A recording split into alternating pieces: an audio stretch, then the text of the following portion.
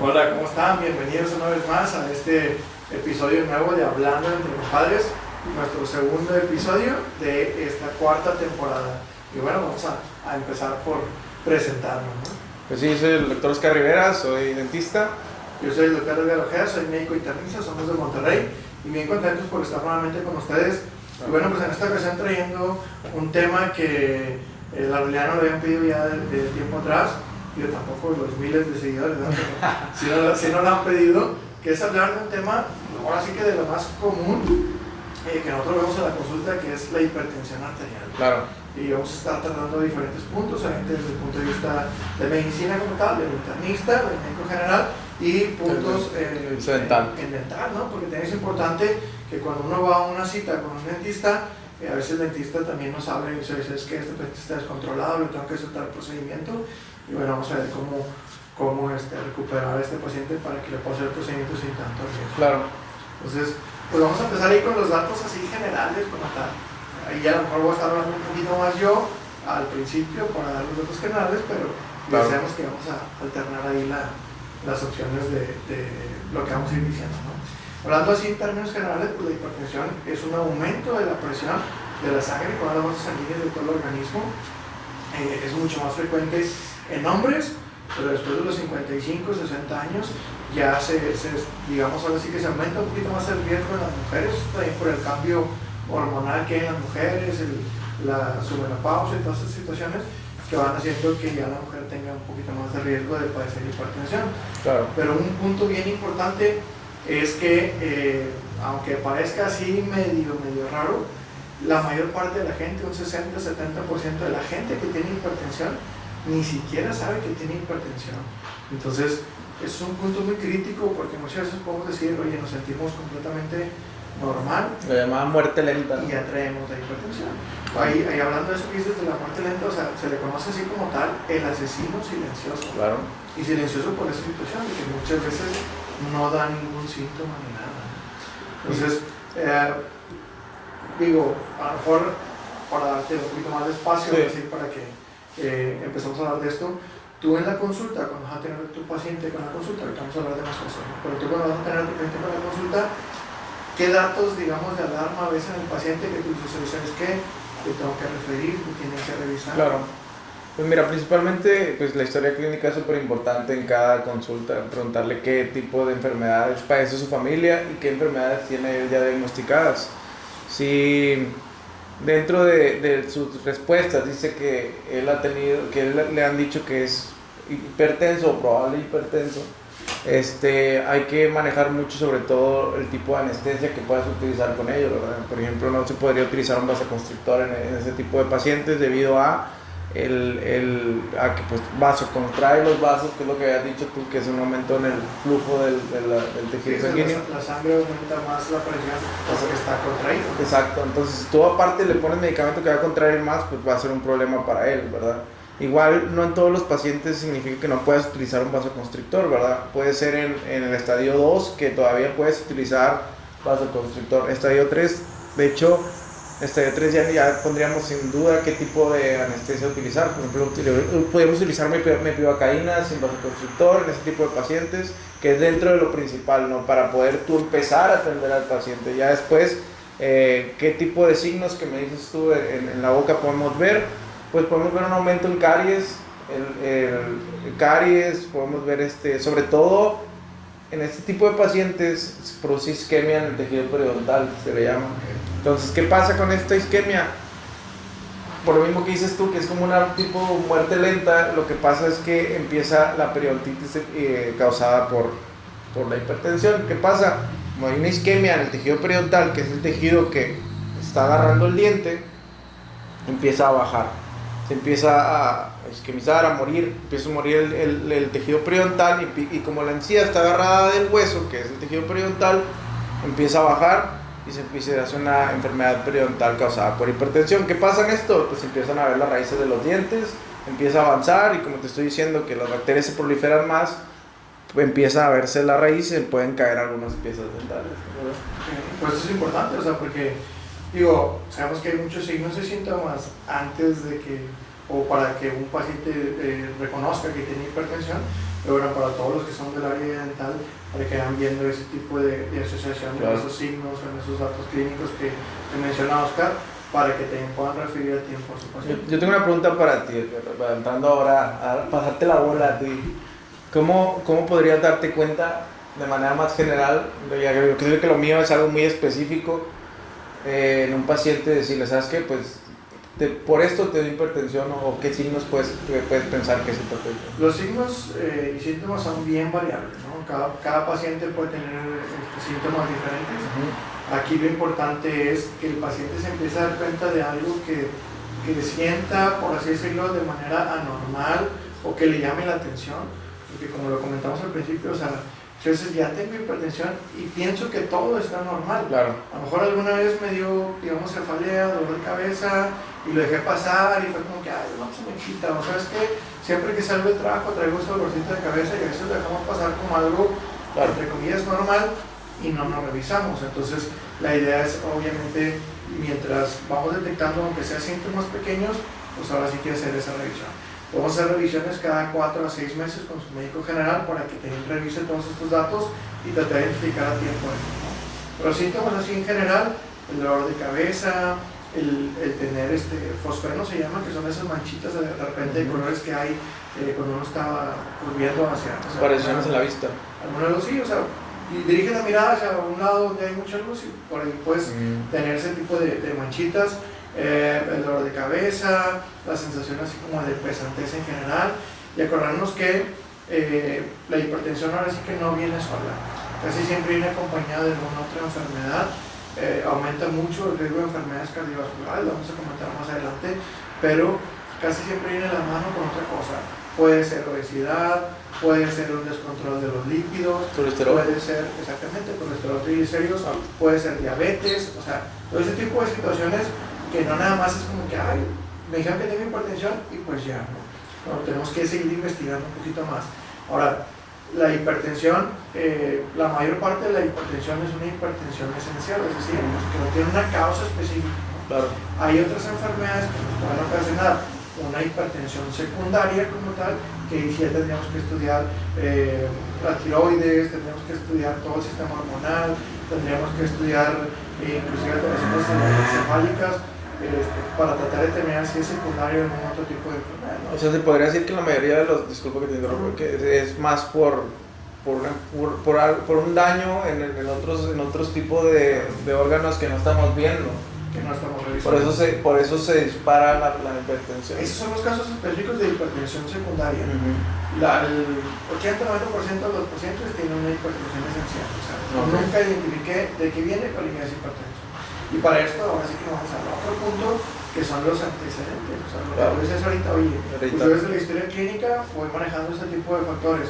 Bueno, en la historia clínica nosotros podemos determinar si hay un antecedente de familiar, que decir que si mi papá o si mi mamá tienen hipertensión, pues tengo más riesgo de padecer yo hipertensión. Sí, claro. No quiere decir que la voy a tener a fuerza, pero obviamente el riesgo es mucho más alto. Sí. Entonces, hay factores que sí se pueden modificar y factores que yo no puedo modificar. ¿Qué no podría modificar? Pues el antecedente de familiar. No puedo determinar si papá o si mamá tuvieron una enfermedad, porque a lo mejor yo tienen así y están enfermos. Claro. La edad, obviamente, a mayor edad es más el riesgo de padecer hipertensión. Todos nos lo vamos a imaginar y a lo mejor para algunos no les gustan mucho los términos que utilizo, para otros a lo mejor va a ser mucho más sencillo, porque a lo mejor alguien está pensando que vamos a hablar pura medicina en términos así médicos, y la verdad es que no hay mucho que el paciente entienda. Entonces siempre les digo, usted compra una casa y en su casa usted le abre la llave y en la llave sale, digamos, el chorro de agua fuerte, ¿no? Claro. Cuando hay agua aquí en Monterrey, pero sale el chorro de agua normal.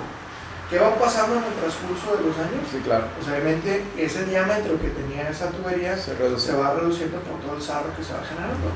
En nuestro organismo, pues obviamente influyen factores neuronales, influyen factores de lípidos que están acumulando ya alrededor de los vasos, la misma elasticidad de la pared del vaso que también va cambiando. Claro. Pues todo eso va disminuyendo, por así decirlo, el diámetro que tengo de ese vaso. Me va a aumentar la presión, o sea, más grande, más daño, pues tengo más riesgo de hipertensión. No quiere decir que todos los pacientes adultos tengan hipertensión, pero es más el riesgo.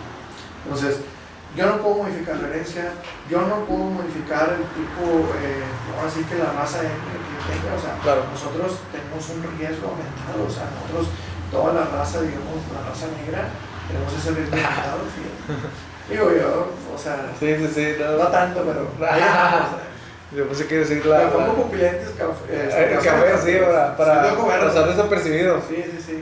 Okay. De ojo verde. Eso no lo puedo modificar. Que claro. sí podría modificar lo que decía ahorita, o sea, que venga con otro factor agregado, la obesidad, el sedentarismo, lo que yo puedo comer. Claro.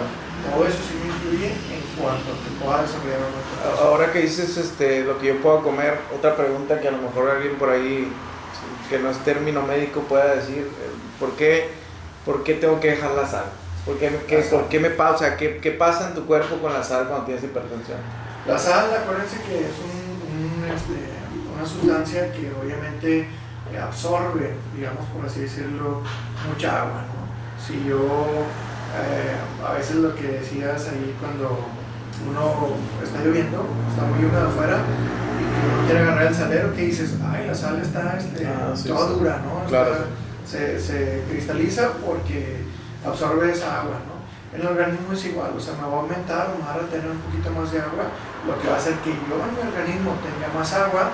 Si yo tengo, digamos, una tubería, es lo que decía que ese tipo de términos, si yo tengo una tubería que me aguanta 20 litros de agua, pero ahora resulta que tengo 24 porque comí más sal y retuve mucho más agua, sí, claro. pues me va a aumentar esas presiones porque tengo más líquido el que tendría que tener. Entonces es un factor importante, sobre todo a nivel renal, que es una serie, una bronca ahí de cuestiones que pasan en el riñón y que por eso se recomienda que el consumo de sal sea muy disminuido. Entonces, hablando ya específicamente así del consumo de sal, pues se recomienda que el consumo no sea mayor de 1.5 gramos al día. Claro. A lo mejor hay gente que va a decir, oye, yo no tengo idea de cuántos son 1.5 gramos al día. Para tener más o menos la idea, una cucharada completa de sal, por el porcentaje que tiene la sal, porque no toda la sal es ahora sí que sodio, pero el porcentaje que tiene una cucharada completa son 2 gramos aproximados del sodio constante, ¿no? Entonces, eso es lo que deberíamos de comer máximo al día. ¿Cuál es la cuestión? Es un punto importante que ustedes debemos manejar como medida preventiva, pues es quitar esa sal. Sí, claro. Entonces, mucha gente, te ha tocado que llegas a lo mejor a comerte unos tacos, los mexicanos somos de tacos, llegas, le pones limón y ¿qué dices? Déjame ponerle sal porque ya le eché limón. Y los pruebas. Y tienen los probamos y ya le están poniendo sal. Cuando regularmente cuando una persona cocina, sí, ya desde la cocinada le pones sal. No, y aparte agrégale que la salsa también tiene sal. Claro, o sea, todo lo que cocinamos regularmente ya lo hacemos con sal. Sí, claro. Entonces, el primer punto importante es quito la sal de la mesa. Sí. Si yo me voy a sentar a comer y yo tengo un salero, es más fácil que yo lo agarre y que le eche sal. A que no lo tenga y a lo mejor por flojera, por pereza, lo que tú quieras. Sí, claro. No, hombre, eso es una comida, ¿no? Pero sí tendríamos que acostumbrarnos a comer un poquito más de sal. Los sobrecitos que cuando a veces compramos una comida corrida o algo, que nos dan sobrecitos de sal, que son vienen de 0.5 o hasta de 1 gramo, entonces máximo serían 3 sobrecitos de esos. Y es bastante. Pero comemos más, a veces sí, a claro. cada taco le echamos un sobrecito. Entonces, sí tenemos que tener cuidado en el consumo de sal. Y otra pregunta que también dentro de, como si yo fuera un espectador, te diría, bueno, tengo diabetes, ahí es ya un órgano de mi cuerpo está dañado. Hace rato hablamos de la hipertensión secundario A, entonces, ¿se me puede proliferar la hipertensión debido a mi diabetes? Sí, porque afecta la función renal. Acuérdense que diabetes e hipertensión van mucho de la mano.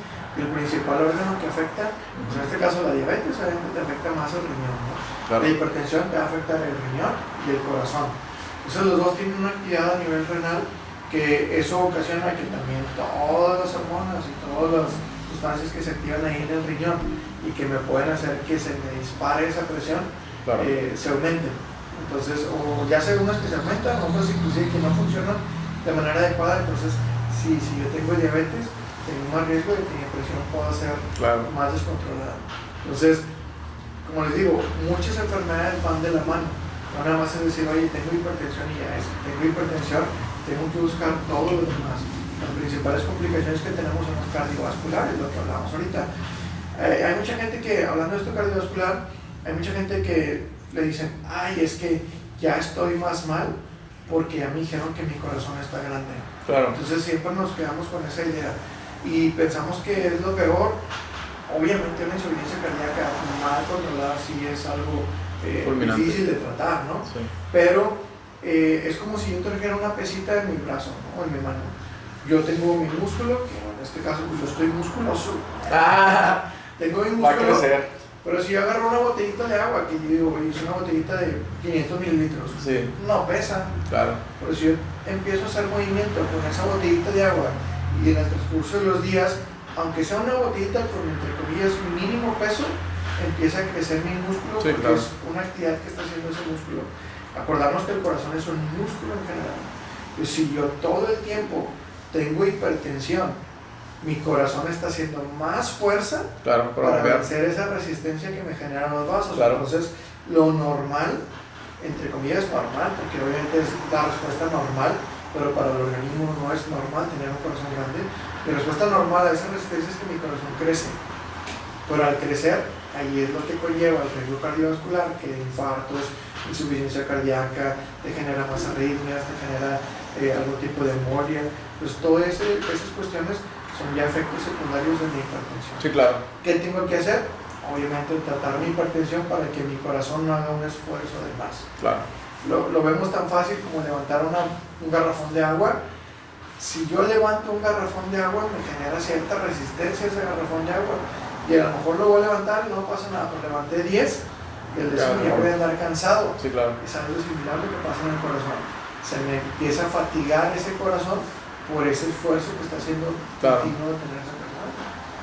Entonces, igual por otro lado, lo que así que hablamos. Hemorragias, ¿cómo has visto las hemorragias? Tú un paciente que tiene hipertensión, si se relaciona con más hemorragia al quitar una pieza dental o dónde más, digamos, te influye la hipertensión. Ahorita nos decías que influye el nivel del tipo de anestesia que utilizas. A lo mejor hay pacientes que no los vas a anestesiar, pero que sabes que tienes un problema dental. Sí, lo que influye muchas cosas en la boca, ¿verdad? Muchas veces vemos, por ejemplo, con un paciente con hipertensión, hablando, vamos para donde, te voy a llevar a donde me dijiste, es el aumento excesivo sobre la saliva. Hay una sobre excreción, sobre salivación de la saliva. Revala la redundancia, es que me quedé pensando en lo que iba pasando. Bueno, es una sobresalivación. Lo que pasa aquí es que aumenta tanto que al momento de tú hacer una extracción, aparte de que la cicatrización no es correcta por la hipertensión y el flujo sanguíneo aumenta, se ve muy aparatoso todo. Y es aparatoso realmente, ¿verdad? Aparte, estamos hablando más por la cicatrización. ¿Qué pasa? Que no puedo atender a un paciente así por el hecho de que no me va a dejar atender la sangre que va a estar saliendo, nunca va a parar y no va a coagular de manera correcta, ¿verdad? Otra cosa que pasa es que hay un aumento de la encía. En algunas ocasiones, no en todas, que es un sobrecrecimiento también de la encía. Que todo esto conlleva, junto con la saliva, como les había comentado hace rato, también otro signo es que empiezan a aparecer muchas caries. Empieza por lo mismo que aumenta la saliva, aumenta tu pH y la carie empieza a aparecer. Pero hablando de lo que dijiste, pues si yo hago una extracción no voy a poder parar el sangrado. Me explico. Cuando hay muchas veces se dice, bueno, ponle tantita anestesia con epinefrina para que, pues sí, pero no puedo usar epinefrina. ¿Sí me explico? O sea, sí la puedo utilizar, pero no es lo correcto. Me explico. Entonces mejor regulamos al paciente, lo mandamos a su casa, que lo cheque durante una semana su presión y ya cuando tengamos un signo un control adecuado, y ahora sí podemos atenderlo, ¿verdad? No, es un consejo que yo les puedo dar. No puedes lanzarte a atender nada más porque debe ganarte ese pesito, como dicen. A lo mejor no te metas en problemas, déjalo que se recupere tantito, mándalo con su médico internista. Aquí les damos el contacto de Edgar. Y que ya que esté bien regulado, ahora sí viene y se atienda. Y como paciente también es importante eso, o sea, porque muchas veces como paciente también decimos de que, no, tú quítame el diente ya, sí. O sea, porque quiero que me hagas ahorita, porque no tener chance el fin de semana, lo que sea.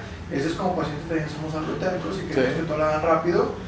Cuando te topas a lo mejor a algún otro médico que te diga, oye, ¿sabes qué? Bueno, ándale ya, para que no te me vayas después de la consulta y sigue teniendo, te quito el diente y a veces sale contraproducente. Y aparte estamos hablando de dos cosas que no se pueden hacer en una extracción, que es en un paciente con hipertensión. Dijimos hace rato, no podemos utilizar anestesia con vasoconstrictor. Entonces, no le puedo poner anestesia correcta, no me va a durar la anestesia el tiempo que quiero, le va a doler y aparte me va a sangrar mucho. Entonces, y el dolor te altera la presión. Y el dolor te altera la presión también. Entonces, ¿qué vamos a hacer? Nada más vamos a emproblemarnos, el paciente y tú van a quedar mal. Entonces lo mejor como paciente es tranquilizarnos, dejar que nos lleve el médico y ya que estemos bien, ahora sí nos atendemos, ¿verdad? Claro que es lo correcto el manejo así. Y en ese punto obviamente del paciente, entre comillas, ser prevenido, es el cómo voy a manejar lo demás de la presión. O sea, ahora no es que medicamentos, que no me voy a meter a medicamentos, porque medicamentos tenemos una infinidad de medicamentos, inclusive ya medicamentos que tienen doble, medicamentos que tienen triple. Eso es dependiendo de cada paciente. Claro. Que el único paréntesis que voy a hacer en cuestión de medicamento es que no nos vayamos con la idea. Muchas veces empezamos con un dieta, así se llama. Empezamos con el alapril, con captopril, lo que sé yo. Entonces, un ejemplo, yo tengo hipertensión y a mí el médico me receta captopril, que es de 50 miligramos. ¿Sí? Pero entonces viene otro médico y tú tienes hipertensión y te receta enalapril, que es de 10 miligramos. Si yo no estoy muy familiarizado, yo podría decir, bueno, en este caso tú podrías decir, pues es que mi hipertensión no es tan grave, claro, porque a mí me dieron de 10 miligramos y tú estás tomando 50. Pero acordamos que los medicamentos, cada medicamento tiene su dosis. Sí, claro. No porque una sea de 10, otra de 200, otra de 500, quiere decir que esté más mal o menos mal. Cada medicamento tiene su dosis específica y sobre todo sus vidas medias específicas. Claro. Que eso es lo que tendríamos que enfocarnos. A vidas medias de los medicamentos. Eso es lo principal, la vida media, más que los miligramos, sobre todo, bueno, obviamente los miligramos, pero más la vida media, como dices, ¿verdad? Dentro de lo que cabe también hay muchos pacientes que me dicen, no, pues no sé si tenga presión, pero ya estoy tomando captopril. Claro. Entonces, desde ahí, aunque muchas veces se lo da preventivo, pero desde ahí ya tú tienes que mantener un control. Desde ahí ya tienes que decir, ya tengo presión. Aunque no la tengas, empezar a moderarte en ese aspecto. Porque como dice Edgar, ya te lo están dando por algo. No nada más porque quieres. Y muchas veces como paciente tenemos que decir, no sabes, es que yo no estoy enfermo de nada. Sí, claro. Súper bien, pero tomo esto y esto. Y es donde decimos, caray, pues alguien ya le vio algo que tendríamos que irnos todavía un poquito más a fondo. Claro. Y hablando en continuidad de lo que decía, de lo que tiene que ser el paciente en prevención, o sea, es obviamente el ejercicio. Se recomienda una caminata intensa, un ejercicio intenso de 30 a 45 minutos, cuando mínimo 5 días a la semana, ya antes era 3, te recomiendan 5. Y un paciente con hipertensión puede llevarse a cargas excesivas de deporte. Ahí lo que se recomienda es que de manera inicial no hagamos un deporte de peso. Okay. ¿Por qué? Porque yo al meter un peso implica al cuerpo, presión. Implica aumentar mi presión.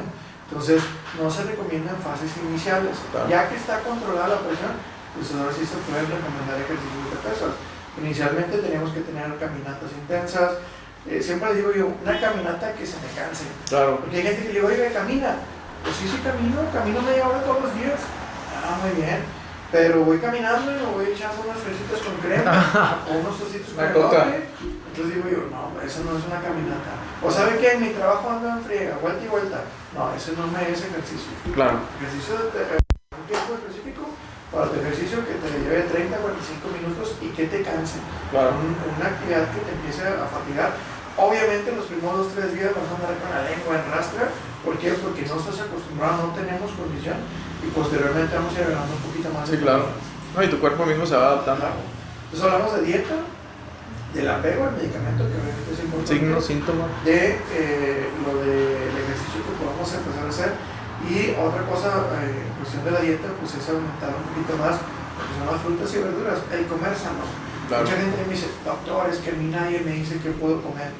Y oiga, pues hasta en los anuncios de televisión sale qué está bien y qué está mal. Y hasta nos ponen etiquetitas para saber qué está bien y qué está mal. Entonces tenemos que aprender a ese tipo de situaciones y determinar sobre todo, o sea, obviamente mientras, digamos, comidas que ya sabemos que no tendríamos que comer, no van a dañar más.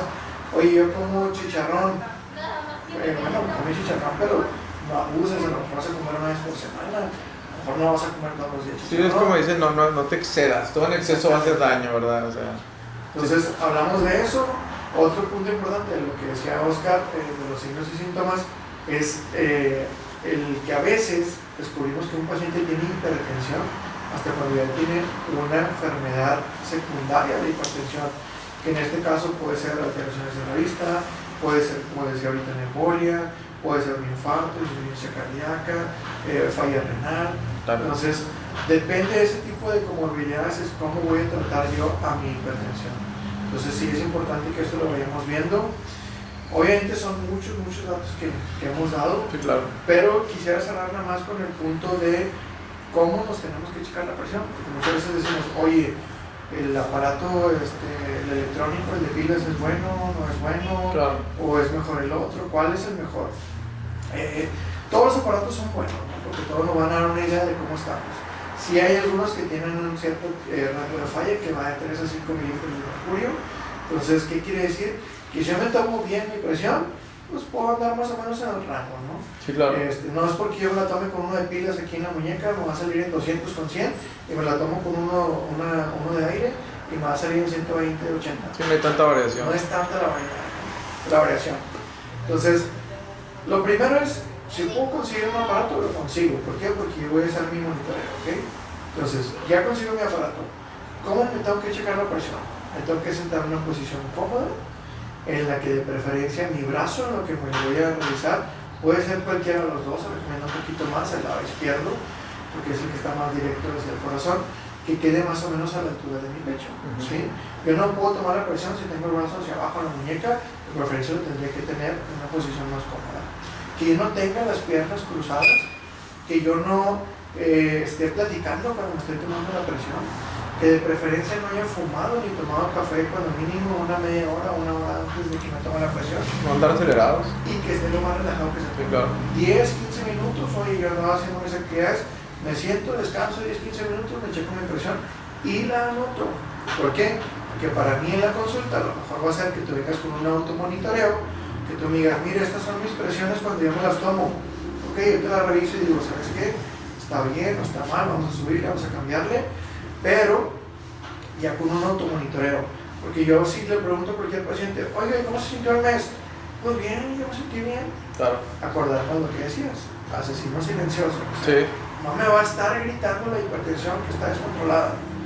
Puedo sentirme completamente normal y traer 200 con 140. Sí, no, lo tenemos que estar viendo, digo, una vez me comentaban que pues tu cuerpo se empieza a sentir mal, ¿verdad? Entonces si tú dices, ¿sabes qué? Estoy cansado, no es normal que estés cansado, a lo mejor 2-3 días que estuviste en una fatiga continua, pues a lo mejor, pero ya de una semana y mis pies se hinchan, estoy cansado, me duele la cabeza, algo está pasando conmigo, entonces no dejarlo ir y mejor pues ir a consultar y empezar a ver, como dice Edgar, empezar a tomarse la presión para ver cómo andamos.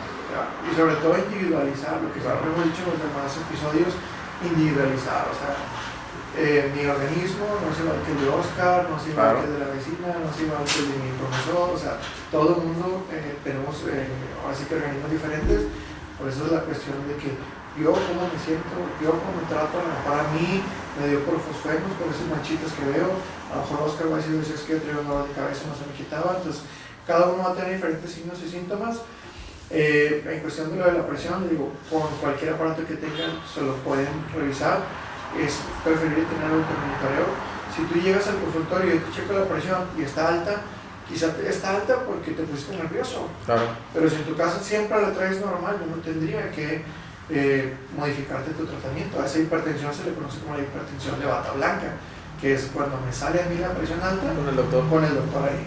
Sí. Pero yo siempre la tomo en mi casa y está normal. Pero eso sí, no significa que no tengan presión. O sea, muchas veces en la consulta, a lo mejor no los culpo, a lo mejor tienen mucha consulta y te quieren decir, ándale, tómatela ya. Pues lo que dijo Edgar hace 5 minutos, tienes que tener 15 a 20 minutos de reposo para que te tomen tu presión y que sea correcta.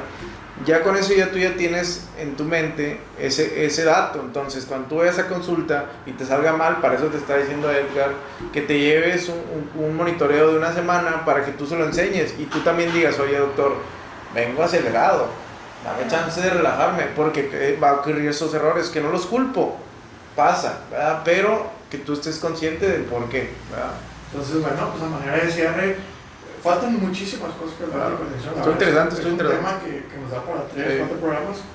Sobre todo con medicamentos. Dar un enfoque en general, nada más para que tengan la idea de del punto al que queremos llegar. Claro. Pero para cierre, 3 cosas importantes: dieta y actividad física. O sea, un paciente que no se mueve se enferma más. Tengo que moverme para que mi cuerpo esté más sano. Dieta, obviamente lo que decíamos ahorita, de la sal, o sea, quito sal. Entonces, dieta y actividad física es una. Automonitoreo, el segundo punto, o sea, es yo me voy a monitorear en mi casa para saber si estoy bien o estoy mal. Acuérdense que las presiones durante el día nos pueden ir variando. Una cosa importante: si yo me tomo la presión inmediatamente después de que acabo de comer, desayunar, cenar, lo que sea, mi presión va a salir alta. ¿Por qué? Porque mi organismo trae toda la sangre, digamos, por así decirlo, trabajando en querer metabolizar ese alimento que yo acabo de consumir. Entonces, de preferencia que no hayan comido, como les decía ahorita, 1 hora, 1 hora y media antes, cuando mínimo. Y el apego al tratamiento. Si tú ya tienes un tratamiento, no lo dejes. Revisa con tu médico si lo puedes dejar o no. Oye, se te está bajando mucho la presión, entonces ahora sí puedo retirar el medicamento. Porque hay un error bien común que la gente llega a tener, es que dice: oye, es que a mí me dan losartán, una tableta cada 12 horas, y siempre traigo la presión bien, por eso ya me dejé de tomar el medicamento. Al contrario, traes la presión bien porque el medicamento. Sí, claro. Entonces, no tener ese error de que por pensar que mi presión está bien, ya tengo resultados. Le diste al punto, porque la gente piensa que, o sea, es lo que estábamos diciendo hace rato, o sea, les dicen hipertensión porque vienen de la calle, y es lo mismo. Hipertensión, ya no tengo hipertensión porque ya me sale bien. O sea, la gente así lo piensa. Entonces es un gran dato para que lo tengan en cuenta. Y por ahí, pues nada más tomar en cuenta también que obviamente no dejarnos influenciar por todas las emociones. Claro. Ya si te lo dijo un doctor, bueno, pues ya, digo, si no le tuviste confianza, a lo mejor es doctor, porque nos pasa, o sea, o puedes ir con otro, pero con el que tú te sientas más a gusto, pero no se dejen llevar por todos esos comentarios. A nadie nos gustaría que nos dijeran: oye, tienes hipertensión, porque sabemos que es una enfermedad crónica, o sea, una enfermedad que va a durar muchos años. Entonces siempre tratamos como de minimizarlo y decir: no, no es cierto, yo no tengo, es que me puse nervioso, es que estaba estresado, es que es el trabajo, es que... y a veces sí la tenemos. Entonces, sí tomar en cuenta eso. ¿Okay? Muy bien. Entonces, bueno, tus redes para que... Pues nada, a Rivera Dental en todas las redes, en Instagram y en Facebook, Rivera Dental, y pues hablando entre compadres. Hablando entre compa.dres, ahí en YouTube, por ahí estamos. Acuérdense de seguirnos, de darle like a los videos. Digo, la verdad es que empezamos esta cuarta temporada, vamos arrancando, segundo tema. Ya por ahí ahorita estamos terminando con una doctora endodoncista que también nos va a acompañar en los siguientes programas, porque mucha gente tiene dudas de eso, o sea, de ¿cuándo me tengo que hacer una endodoncia? ¿Por qué sí? ¿Por qué no? O nada más es pura sacadera de dinero, como dicen. Sí, claro. Entonces, nos va a dejar claro todos estos puntos y qué es lo mejor para ustedes, para que obviamente acudan con su odontólogo de confianza. Y aparte, si quieren venir también a consultar con su especialista en medicina interna, pues pueden mandar un mensaje a Rivera Dental y ya le digo que venga y los vea, ¿verdad? Igual tiene sus redes sociales, Edgar Ojeda, nos pueden mandar mensaje y lo que necesiten, escríbanos en los comentarios. Vamos a estar, cualquier duda, como quiera, pónganos por ahí sus comentarios, y algún tema que quisieran, también por ahí pónganlo.